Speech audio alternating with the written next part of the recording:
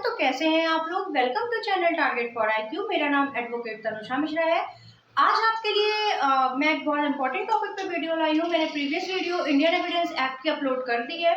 Section 6 जो पढ़ाया है उसमें मैंने द डॉक्ट्रिन ऑफ रजिस्ट्री। आप प्लीज़ वो वीडियो देख लीजिएगा, लिंक आपको डिस्क्रिप्शन बॉक्स में मिल जाएगा। तो आज ये नेक्स्ट वीडियो हमारी है इंडियन एविडेंस एक्ट पे ही बेस्ड है, बट ये कुछ इंपॉर्टेंट केस लॉज पे बेस्ड है।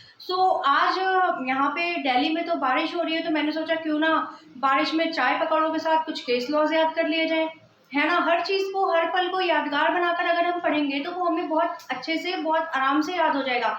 मैं भी मॉर्निंग में सुबह सुबह कोर्ट जाने के लिए प्रिपेयर हुई थी, बट बारिश हो रही थी, तो मैंने सोचा मैं आप लोगों के लिए एक वीडियो प्रिपेयर कर देती हूँ। आपका ज़्यादा टाइम वेस्ट नहीं करते हुए अपने हम टॉपिक पे आते हैं। बट उससे पहले मैं आपको बताना चाहती हूँ, टारगेट फॉर आईक्यू एक ऐसा प्लेटफॉर्म है जहाँ पे आपको जुडिशरी से रिलेटेड, लॉ से रिलेटेड, जीके जीएस से रिलेटेड, इन शॉर्ट पीसीएस जे से रिलेटेड जितनी भी इंक्वायरीज हैं, जितनी भी क्वेरीज हैं आपकी, सारी आपको यहाँ पे एक प्लेटफॉर्म पे मिलेंगी कॉन्साइज वे में। ऐसा कोई प्लेटफॉर्म नहीं है जहाँ पे आपको सारी चीज़ें एक जगह मिले। बट यहाँ पे कोई भी लॉ से रिलेटेड नोटिफिकेशन आता है, कोई भी बैंक के एग्जाम्स होते हैं जिसमें लॉ बैकग्राउंड होता है, तो वो आपको यहाँ पे सारी इन्फॉर्मेशन मिलेगी। और हमारे टारगेट फॉर आईक्यू का कॉन्टैक्ट नंबर है 7500110314। इस नंबर पे आप कॉल करके सारी इन्फॉर्मेशन ले सकते हैं regarding paid courses, test series, crash courses, इन सब चीज़ों के बारे में। और हमारे पेड ग्रुप्स भी चल रहे हैं उत्तराखंड एपीओ के लिए, जो कि हमने शॉर्ट टर्म एक क्रैश कोर्स निकाल रखा है 50 डेज का। उत्तराखंड एपीओ दिसंबर में एक्सपेक्टेड है कि हो जाएगा। हरियाणा जुडिशरी में सुन रही हूँ अक्टूबर एंड में होगा। ऐसा मैं सिर्फ सुन रही हूँ, ऐसा कोई ऑफिशियल अभी नोटिफिकेशन नहीं है। तो उसके लिए हमने टेस्ट सीरीज अपनी चला रखी है। अगर आप चाहते हैं तो आप ज्वाइन कर लीजिए।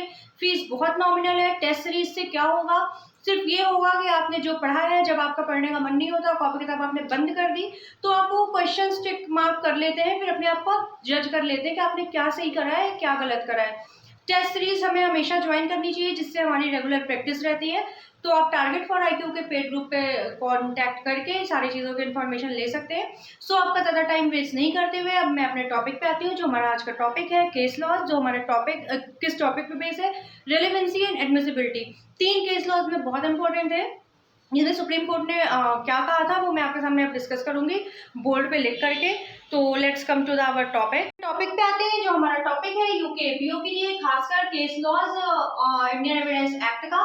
केस लॉज हमारे यूके एपीओ में साथ साथ हरियाणा जुडिशरी में भी आते हैं। केस लॉज एक लॉ स्टूडेंट को केस लॉज से गो थ्रू होना बहुत जरूरी है, और आपको लाइव लॉ वगैरह पढ़ते रहना चाहिए। और एलएलबी टाइम पे भी हम अपने एग्जाम में भी केस लॉज लिखते थे। केस लॉज से क्या होता है कि हमारा आंसर भी इंप्रेसिव दिखता है। मेंस में भी केस लॉज हमें हेल्प करेंगे, और पीटी में केस आ जाएगा तो आपका वो क्वेश्चन डायरेक्ट होता है, उसमें कोई आपको दिमाग नहीं लगाना, उसमें कुछ लॉ नहीं चलाना। अगर आपने पढ़ा हुआ है तो आप डायरेक्टली टिक कर देते हैं। हमारा जो फर्स्ट केस है ये है, हमारा जो टॉपिक है वो रेलेवेंसी एंड एडमिसिबिलिटी पे है। तो जो हमारा ये फर्स्ट केस है ये Ram Bihari Yadav versus state of Bihar है। ये जो हमारा टॉपिक है रेलेवेंसी एंड एडमिसिबिलिटी, ये मैं आपको समझाऊंगी, पढ़ाऊंगी। पेड ग्रुप में ये हमारा कोर्सेज चल रहे हैं। ये अगर मैं चीजें सारी यहाँ पढ़ाने लग जाऊंगी तो फिर आपको मजा नहीं आएगा। और देखो, पेड ग्रुप में हम पढ़ाते हैं तो हमें भी बहुत इंटरेस्ट आता है, तो इसलिए हम पेड ग्रुप में आपको पढ़ाएंगे। वहाँ पे हमारा लाइव इंटरेक्शन होता है। यहाँ मैं आपको कुछ भी पढ़ाऊंगी, आपको कोई डाउट है आप पूछ नहीं पाओगे, मुझे लगेगा मैं सब सही पढ़ा रही हूँ, आप लोगों को सब समझ आ रहा है। बट आप प्लीज पेड ग्रुप ज्वाइन करिए, बहुत नॉमिनल और रेलेवेंट फीस है, कोई इशू नहीं है आपको पेड ग्रुप ज्वाइन करने में। और आपको वर्थ होंगे वो पैसे, वेस्ट ऑफ मनी नहीं होगा, ये मैं आपसे गारंटी से कह सकती हूँ। अब हम आते हैं अपने टॉपिक पे, रेलेवेंसी एंड एडमिसिबिलिटी एक हमारा इंडियन एविडेंस एक्ट का टॉपिक है। इसमें जो हमारा पहला केस है वो है Ram Bihari Yadav versus state of Bihar. 1994 का ये केस है। बट ये केस क्यों इतना इंपॉर्टेंट है, ये केस इसलिए इंपॉर्टेंट है, मैंने साइड में एक नोट लिख रखा है, अगर आपको दिख रहा है तो स्क्रीनशॉट ले लीजिए, नहीं मैं आपको बता देती हूँ। एक्चुअली बोर्ड पे मैं लिखती तो क्लियर हूँ, और कैमरे में रिकॉर्डिंग करते वक्त थोड़ा बहुत ब्लर हो जाता है, तो आई होप आप मैनेज कर लेंगे। ये जो हमारा टॉपिक है, ये इसमें सुप्रीम कोर्ट ने क्या हेल्ड किया था। Supreme court held that terms relevancy and admissibility. Supreme court ने इसमें दो टर्म वो किया था, दो टर्म को डिफाइन किया था, रेलेवेंसी और एडमिसिबिलिटी को, आर नॉट कोएक्सटेंसिव और इंटरचेंजेबल। सुप्रीम कोर्ट ने बोला था जो रेलेवेंसी और एडमिसिबिलिटी है ये और नॉट कोएक्सटेंसिव है और इंटरचेंजेबल टर्म्स है। The legal incident are different, इनके जो लीगल इंसिडेंट है, लीगल एस्पेक्ट्स है वो डिफरेंट है। और ये जो है हमारा ये इम्पोर्टेंट टॉपिक है, इम्पोर्टेंट पॉइंट है, क्वेश्चन हमेशा यही से आएगा, ये आप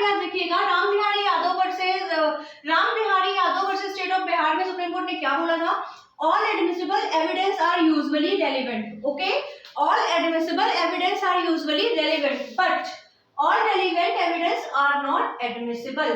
ये बोला था। अब जब आपके पास क्वेश्चन कैसे आएगा, ये आपको लिख के दे देंगे, all admissible evidence are usually relevant, but all relevant evidence are not admissible. तो ये किस केस से रिलेटेड है? ये Ram Bihari Yadav versus state of Bihar से रिलेटेड है। और जो हमारा नेक्स्ट केस है वो ये है collector of Gorakhpur versus Palakdhari Singh. ये 1890 का केस है। Collector of Gorakhpur versus Palakdhari Singh 1890 का केस है। ये भी आप पढ़ लेना। ये केस आपसे डायरेक्ट पूछेंगे कि रेलेवेंसी एंड एडमिसिबिलिटी पे ये ऑप्शंस आप को दे देंगे। उसमें एक केस लॉ ये भी होगा, तो इस पर टिक कर देना। ये केस लॉ का इसलिए इम्पोर्टेंट था बताना कि इसमें जो ये चीज है ये बोली थी सुप्रीम कोर्ट ने ये डिफाइन किया था, ये बोला था कि all admissible evidence are usually relevant but all relevant evidence are not admissible. Okay, तो अब ऑल रेलेवेंट एविडेंस क्या होते हैं? जैसे टेप रिकॉर्डिंग है, ठीक है, हैंड राइटिंग है, तो वो कैसे रेलेवेंट होगी, कैसे एडमिसिबल होगी, इसके लिए आपको इंडियन एविडेंस एक्ट बेटा पढ़ना पड़ेगा, क्लास ज्वाइन करनी पड़ेगी। बिना क्लास ज्वाइन किए, बिना पढ़े आपको यहाँ सब कुछ मैम नहीं बता सकती, सब कुछ मैम आपको यहाँ पे नहीं पढ़ा सकती। ओके, बिकॉज हमें भी अपना इंस्टीट्यूट चलाना है, तो सारी चीजें हम यहाँ बता देंगे तो फिर आप वहाँ क्यों आएंगे? और यहाँ पे भी हम मोर देन इनफ बताते हैं, जो आपके एग्जाम में बहुत ज्यादा हेल्प करता है। बच्चे जो हमसे कंटिन्यू जुड़े हैं उनसे आप मतलब उनका रिव्यूज आप ले सकते हैं। और हमारा पब्लिक टेलीग्राम ग्रुप है, आप उसको ज्वाइन कर लीजिए, उसमें सारी इन्फॉर्मेशन आती रहती हैं। और प्ले स्टोर से आप हमारे टारगेट फॉर IQ का ऐप भी डाउनलोड कर सकते हैं। हमारा जो नेक्स्ट केस है ये भी इम्पोर्टेंट केस है। ये दो केस हमारे बहुत इंपॉर्टेंट है, एक तो राम बिहारी यादव वाला and second Sahu versus state of UP. ये केस मुझे याद है, मैंने अपने LLB टाइम पे इंडियन एविडेंस एक्ट में लिखा था, बट जब मुझे इतना ज्यादा इसके बारे में मतलब मैंने पढ़ा नहीं था अंदर सुप्रीम कोर्ट ने क्या बोला क्या नहीं बोला, तो मैंने सिर्फ केस लिख दिया था और AIR 1966। एक्चुअली AIR लिखना इसलिए जरूरी होता है, आपका आंसर इम्प्रेसिव और एक्सप्रेसिव बनता है। वैसे तो अगर आप नहीं भी लिखोगे तो कोई फर्क नहीं पड़ता है, बट इसको लिखने से आपका आंसर इम्प्रेसिव एंड एक्सप्रेसिव बनता है, जो बाकी बच्चों की कॉपी से थोड़ा अलग रहता है। अगर आपको यहाँ पे 1.5 मार्क्स इस चीज से मिलते हैं तो क्या पता आपका सिलेक्शन इसी हाफ मार्क्स से हो जाए। ठीक है, तो इसलिए आप AIR कोशिश करिए याद कर लीजिए, नहीं याद होता तो दिमाग पे ज्यादा जोर मत डालिए, छोड़ दीजिए, कोई बात नहीं। Sahu versus state of UP, इसमें क्या बोला था? इसमें distinction between admissibility of evidence and the weight attached to it to the court must apply double test। इसमें सुप्रीम कोर्ट ने डबल टेस्ट अप्लाई किया था। कौन से? फर्स्ट टेस्ट इसमें था whether the confession was perfectly voluntary and second if so whether it is true and trustworthy। Confession क्या होता है? कन्फेशन क्या होता है? अब किसी ने कुछ कन्फेस कर दिया, जैसे मान लो मैंने किसी का मर्डर किया है, सावधान इंडिया आप देखते हैं तो उसमें मोस्टली एपिसोड के एंड में कन्फेशन हो जाता है ना, जो एक्यूज होता है वो कन्फेशन कर लेता है उसमें, हाँ मैंने ये गुनाह किया है, मैंने ये जुर्म किया है।